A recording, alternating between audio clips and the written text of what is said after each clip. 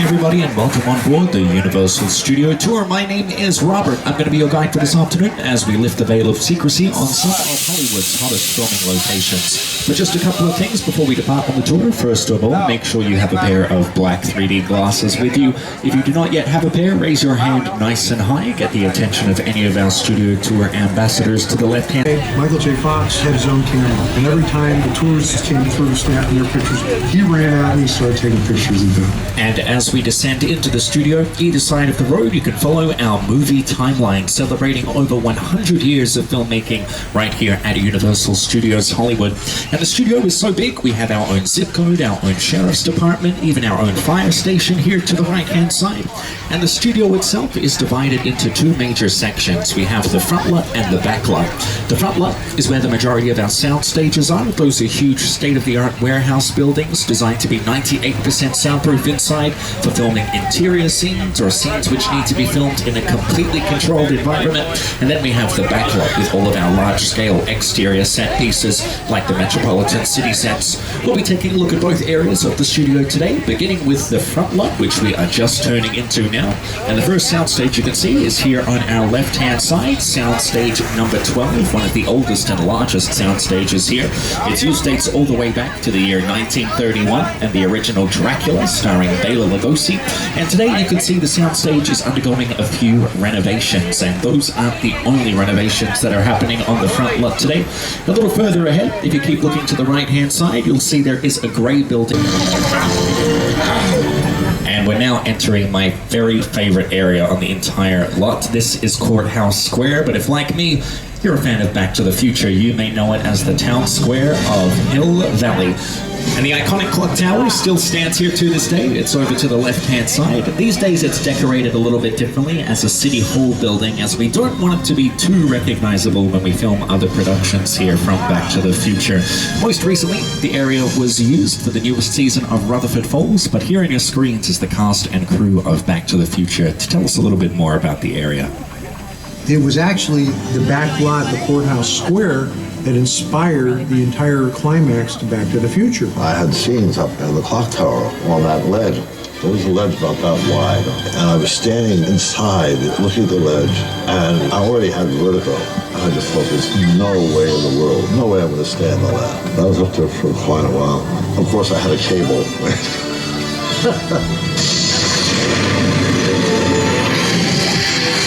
And right before it was used...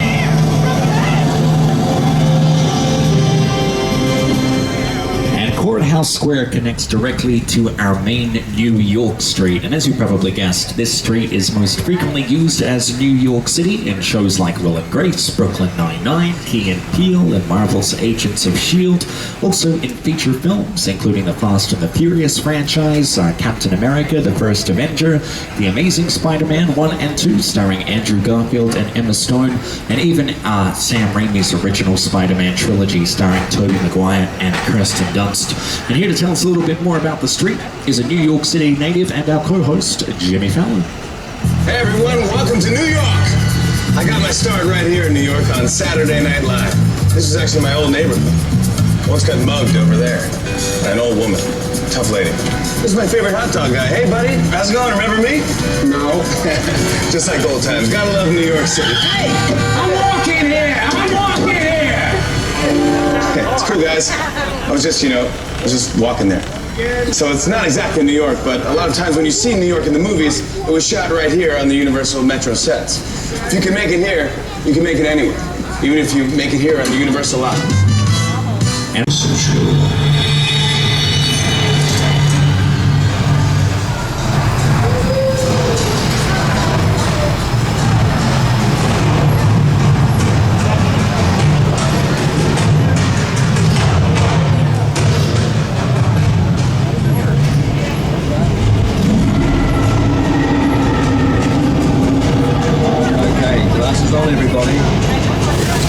Skull Island.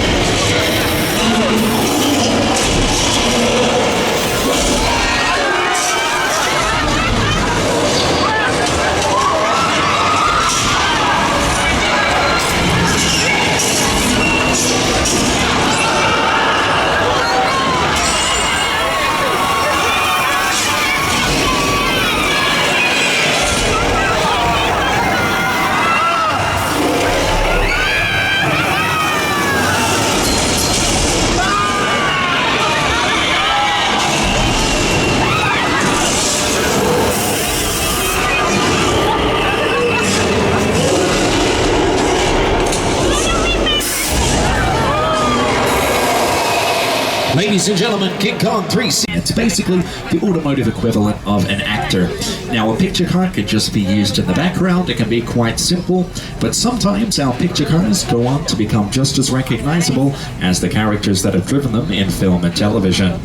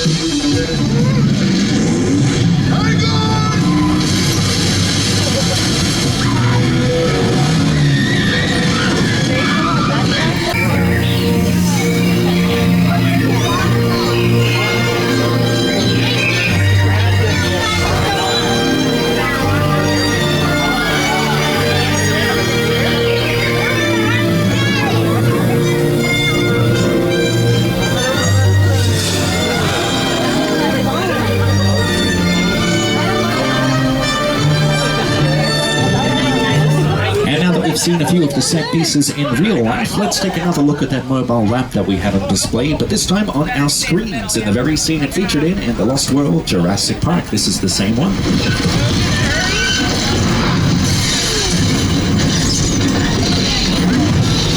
And the reason we have the mobile lab is because this sequence filmed right here at Universal Studios, the cliffside from which is a type of effect that is performed live on set without the use of computer-generated imagery. You're actually going to see some similar practical weather effects today, right now on our left-hand side, on this group of set pieces that is named Old Mexico. Basically, this is how we make it rain in the movies. And this rain is created by a series of hidden sprinkler systems that is interwoven throughout the tops of the buildings and the tops of the trees. We make sure the sprinklers are aimed into the air so the water can shoot up and then fall to the ground as naturally as possible. If we want the rain to go a particular direction, instead of pointing the sprinklers that way, we tend to use huge fans to blow it in the direction we want. But all of this heavy rain does make the area prone to some flash flooding, so just to be on the safe side, remain seated and keep an eye out on the left-hand side.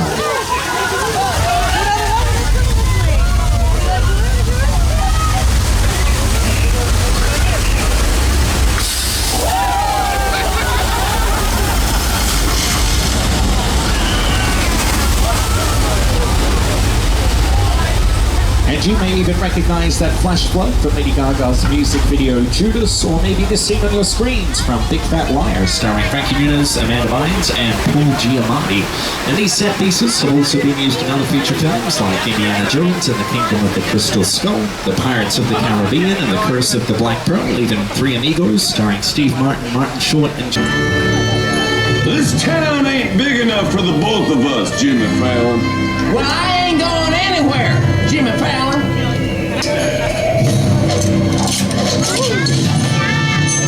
Now look here. Nice folks in this tram don't want no trouble. They just want to check out 6 Points, one of the oldest sets on the Universal line. I hear this is where John Wayne and Jimmy Stewart shot a few of their westerns. That's right. That's where I aim to shoot you. Looks like we got classic monster movies like Dracula, Frankenstein, The Wolfman, and The Mummy. But since then, they've been used in TV shows like Gilmore Girls, Buffy the Vampire Slayer, Angel, SEAL Team, and SWAT, and most recently for The Good Place, starring Ted Danson and Kristen Bell. Here's a closer look at the sets as they were used in that program. You, Eleanor Shellstrop, are dead. Cool. This location. He's very upset. When I talked to him, the guy died in his arms. You guys with the FBI? FBI, yeah. Hear about the human remains. That's him. Right over there. You alright?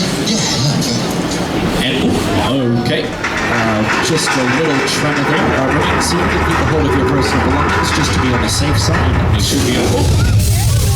Okay, on second thoughts, this could be the big one. Uh-oh. The left-hand side of car store 3, it looks like the floor is coming down. Watch out, everybody.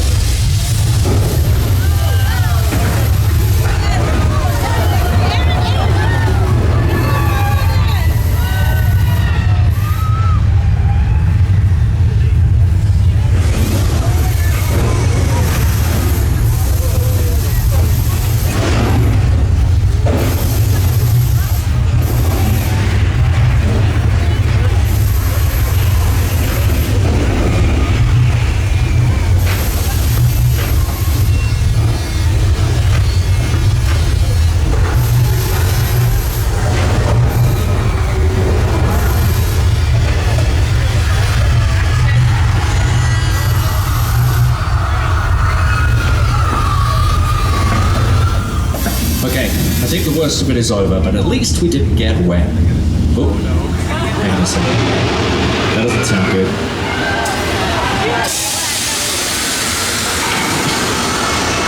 Oh, well, looks like we're in luck, everybody.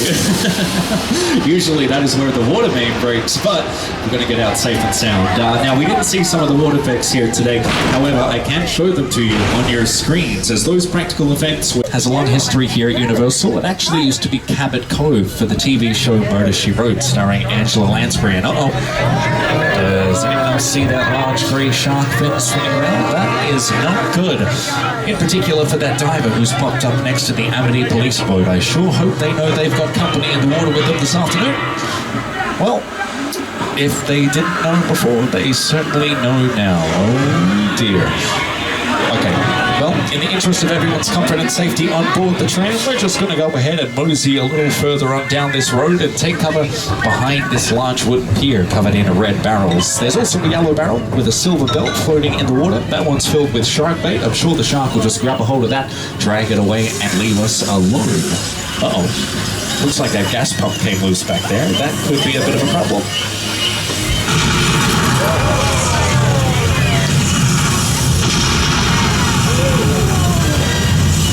Well, I think we're gonna need a bigger tram.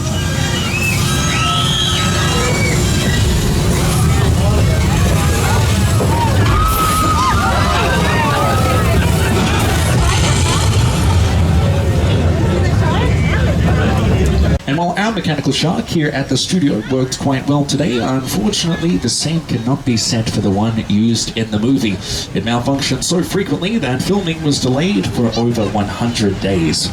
That's a much maligned shark. The shark was frustrating. It didn't really work all the time. It didn't work hardly at all. Wherever you were on the island, you could hear the radio waves. They were always saying, "The shark is not working." Repeat, "The shark is not working."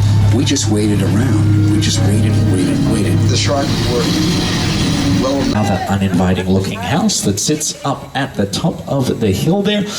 Now, I'm sorry to say, the Bates Motel, it's not too busy at the moment. Generally, they always have 12 cabins and 12 vacancies. So if you're looking for a place to stay, now could be the perfect time to check on in. And, oh, it looks like Norman is actually in the office at the moment, although he looks a little bit distracted at the moment. So maybe now's not the best time. But, you know, I'm sure you can also jump on Airbnb. I'm sure they have more information about that.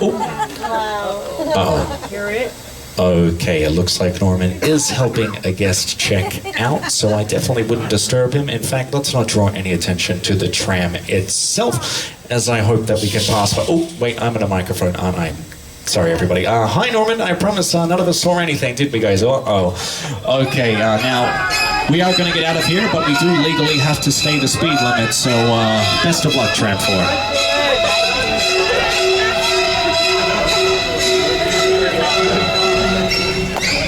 Realistic plane crash, mostly due to the fact that it is a real retired aircraft that was broken into several pieces specifically for its use in the film. And here on our screens to tell us a little bit more about the area is the production designer for War of the Worlds, Rick Carter, alongside director Steven Spielberg.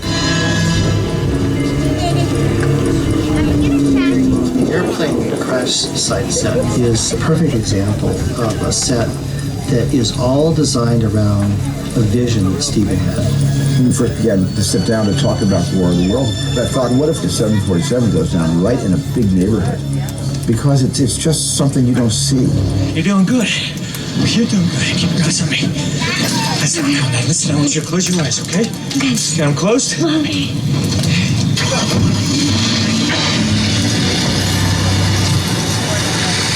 Robbie, get in. Get in. Buddy Hobbs asked us to stash you with Sean for a while. We brought you in our secret spot.